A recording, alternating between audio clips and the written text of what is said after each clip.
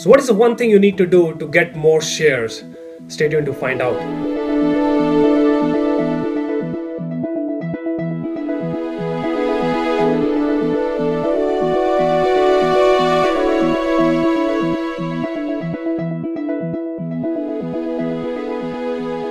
Alright, let's admit, all of us want more shares on social media.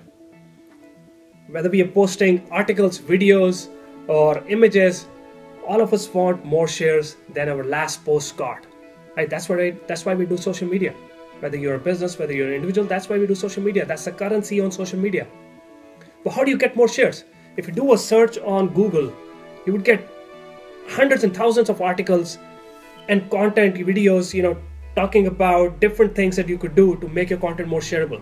And it ranges from making changes to the actual content to actually optimizing your websites or channels. For example, people will tell you to create more positive content because it gets more shares. Or providing practical value like tips and listicles and best practices because they get more shares. Or adding emotion, making your audience feel happy, providing them joy or entertaining them or surprising them in new ways would get more shares. And then on the logistical side, making the share buttons more accessible on your pages or asking people to share content, not being shy about it, gets more shares, right? All of those things, there are hundreds of things that you could do to make your content more shareable. But if you're a typical marketing team, the problem is which one of those hundreds of things you pick that will make your content more shareable.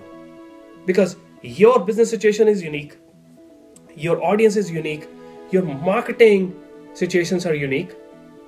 So which of those hundreds of things you pick that will make your content more shareable? Because that's where most marketing teams are. They're all confused. We talk to marketing teams day in and day out, and they're doing hit and trials, trying to figure out what works. Because they don't have a framework, right? So you have to follow one framework to actually structure your thought process, to structure your tactics and elements that you need to include in your content, and something that applies across business and marketing situations. And that's the concept of audience activation. You have to ask yourself a simple question every time. Anytime you're producing content, making changes, trying new things, is it going to activate your audience or not? And I'm not talking about activation in subtle terms.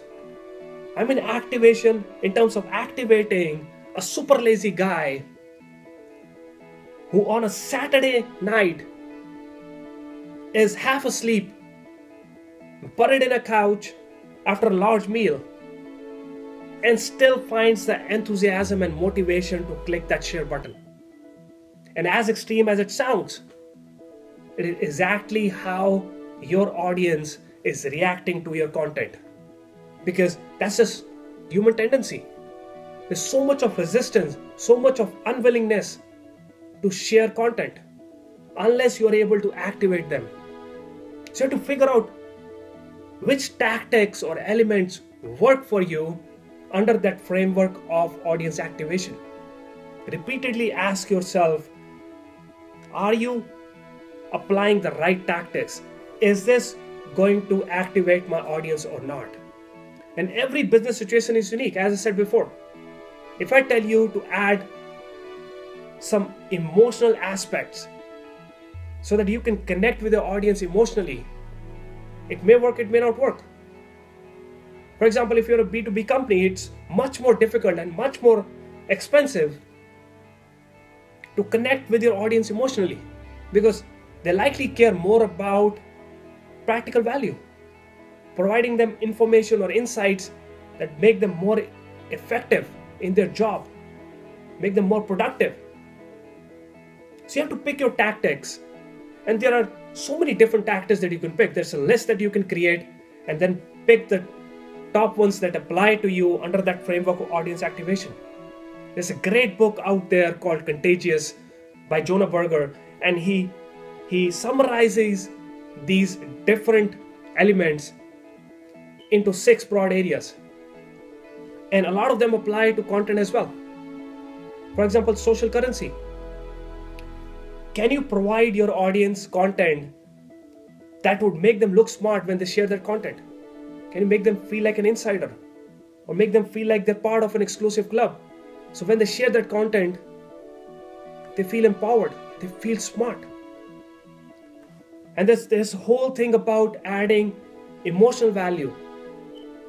Can you add joy? Can you add surprise elements? Or even shock? Content that creates curiosity.